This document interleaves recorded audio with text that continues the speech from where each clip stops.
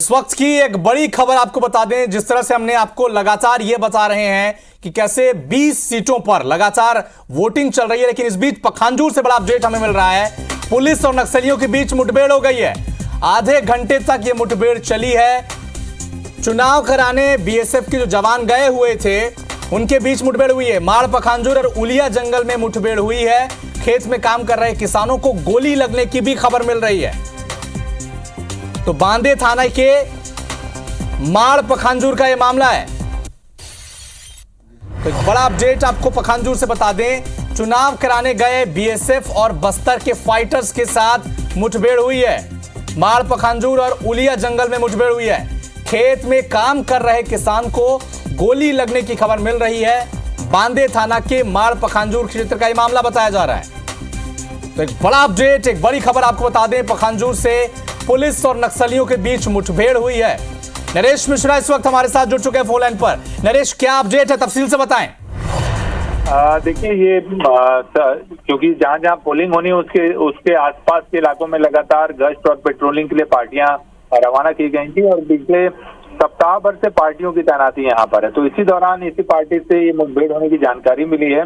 फिलहाल ये अपडेट नहीं है कि पोलिंग पार्टी या जो जिस जगह मतदान हो रहा था उसके आसपास ये है कि नहीं, पर आधे घंटे के करीब ये गोलीबारी दोनों तरफ से चली। आप देख रहे हैं कि नारायणपुर में भी इसी तरह का घटनाक्रम सामने आया है और सुबह जो आप सुकमा है इस इलाके में कोंटा विधानसभा के क्षेत्र में यहाँ भी मुठभेड़ हुई है और सुबह विस्फोट की भी जानकारी आई थी। लेकिन फिलहाल इसकी वजह से मतदान में व्यवधान की जानकारी नहीं मिली है जरूर, लेकिन जहाँ घटना होती है उसके आसपास जो पोलिंग है वो प्रभावित जरूर होती है, लेकिन सीधे व्यवधान की जानकारी अब तक नहीं है। एक किसान को भी गोली लगने की खबर मिल रही है नरेश, तो इस पर कोई जानकारी मिल पाई है क्या? कोई अपडेट है आपके पास?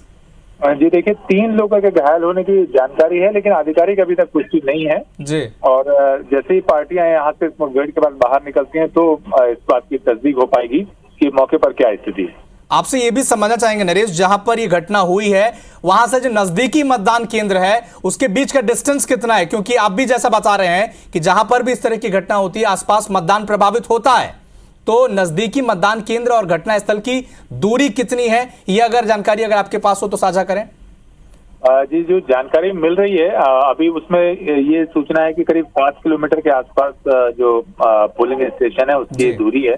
लेकिन और जो क्योंकि ये जो जगह है इसमें इन इलाकों में लगातार माओवादियों की तरफ से चुनाव बहिष्कार और इसके बैनर पोस्टर पर्चे फेंके गए थे, लेकिन जब भी इस तरह की गोलीबारी या घटना होती है तो आसपास की जो जगह हैं वो खाली हो जाती हैं, तो ये इस वजह से अमूमन प्रभावित होता है। लेकिन फिलहाल जिस जगह घटना बताई जा रही है वो पोलिंग बूथ से पर्याप्त दूरी पर है, वहाँ सीधी तौर पर प्रभाव पड़ा इस बात से भी स्थानीय स्तर पर जो अधिकारी हैं वो इनकार कर रहे हैं। हालांकि थोड़ी देर में पूरी तस्वीर साफ होगी कि इससे कितना फर्क पड़ा है, कितने लोग घायल हुए हैं और घायलों को वहां से रेस्क्यू किस तरह से किया जा रहा है। चलिए नरेश, आप नजर बनाकर रखें इस खबर पर, आपसे लगातार हम इस मामले पर अपडेट लेते रहेंगे।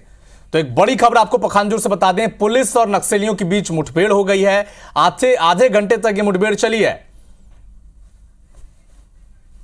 हालांकि हमारे जो सहयोगी है नरेश मिश्रा वो बता रहे हैं कि जहां पर ये घटना हुई है वहां से जो नजदीकी मतदान केंद्र है उसके बीच की जो दूरी है वो 5 किलोमीटर है। हालांकि अब तक इसकी पुष्टि हुई नहीं है कि कितने लोग इसमें घायल हुए हैं।